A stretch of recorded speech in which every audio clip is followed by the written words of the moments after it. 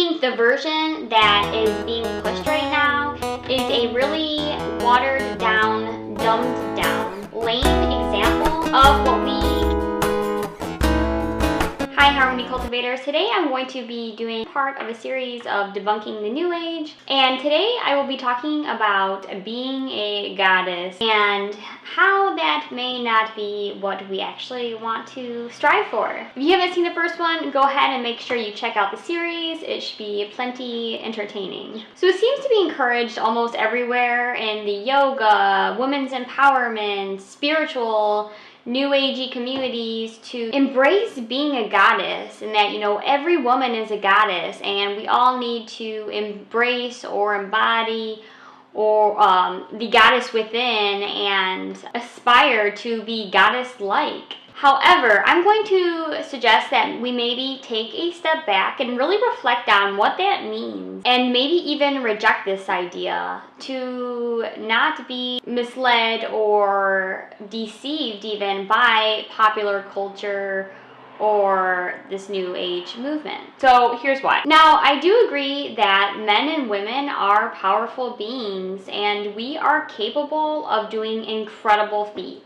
However, we are not currently gods. You know, we're humans in common lingo, but I really prefer to use the word men or women because that is a more accurate description of who we are. To reject our actual current reality or state of being, which is human or of a woman, is slightly delusional and actually disregards reality and also our role here and now in the moment, in this form, in this existence. Kind of reminds me of a quote of, before enlightenment, chop wood, carry water. After enlightenment, chop wood, carry water. Now, I'm not claiming to be enlightened myself or to be a sage or anything like that, but this shows us that our perspective of life is what changes when we do go through these deeply spiritual awakening or enlightening moments or experiences. Not that after enlightenment, you know, we go off and live this, you know, completely different or high lifestyle, right? But that even after enlightenment, we continue to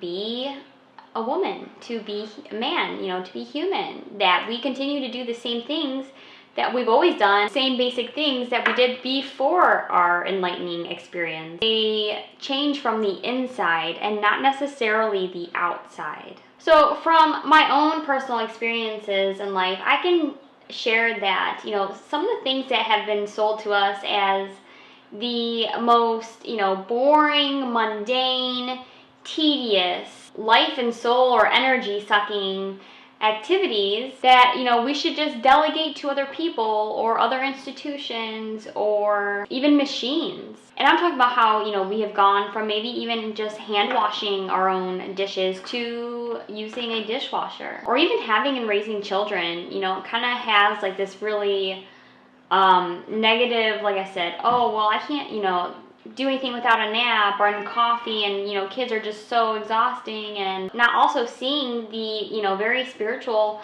side of really wanting to deeply and intentionally and meaningfully want to teach and guide our children, but we don't have time for that, or other things are more important, so we'll just hand them over to you know, school or institution to handle the educating for us. Now, these aren't absolutes, and of course everyone has their own personal situation, but overall you can see how these activities and these conceptions have really spread throughout our entire culture, and it's kind of become like almost a cancer. Because I will say, I have learned some of the most valuable, life-altering, inspiring, spiritual discovery of meaning and purpose to life through actually doing these seemingly monotonous, tedious, boring, or even annoying, or even considered annoying tasks. I think we, especially in the West, live in a very undisciplined culture. And, we want to escape hard work. We want to avoid discomfort. We want to avoid pain. And this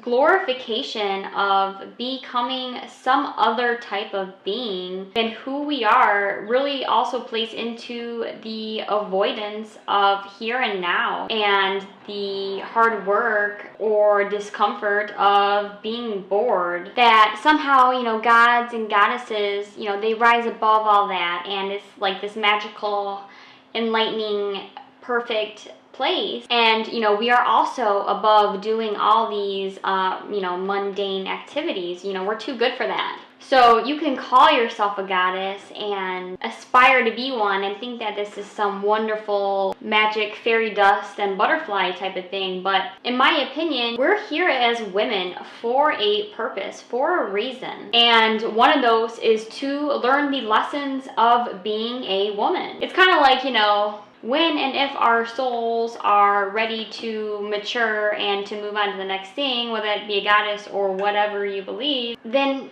you'll become one. But until then, we haven't worked or learned these lessons that we need to learn right now. And right now, those lessons are being a human and doing these things that we have to do everyday tasks of surviving.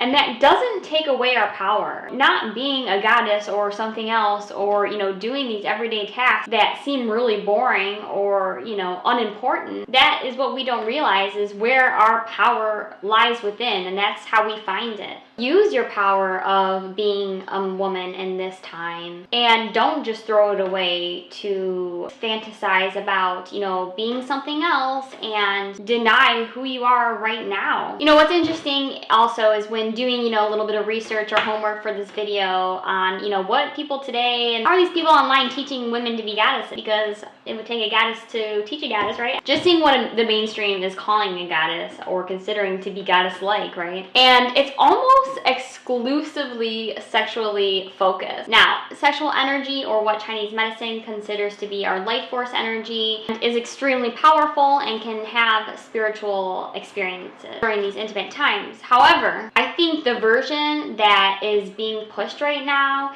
is a really watered down, dumbed down, lame example of what we can actually do with that power. Do you agree?